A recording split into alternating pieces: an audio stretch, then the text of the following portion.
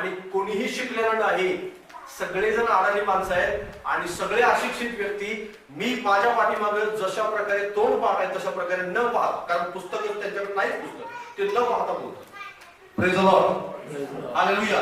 मी एक वचन सांगितलं नुसतं की त्याचा पुढचा भाग ते बोलतात. Praise the lord, hallelujah. मी खूप आश्चर्यचकित होतो त्या ठिकाणी. मला असं वाटतं हे सगळं कोण शिकवलं, ते म्हणाले आम्ही ऐकून शिकलं सगळं.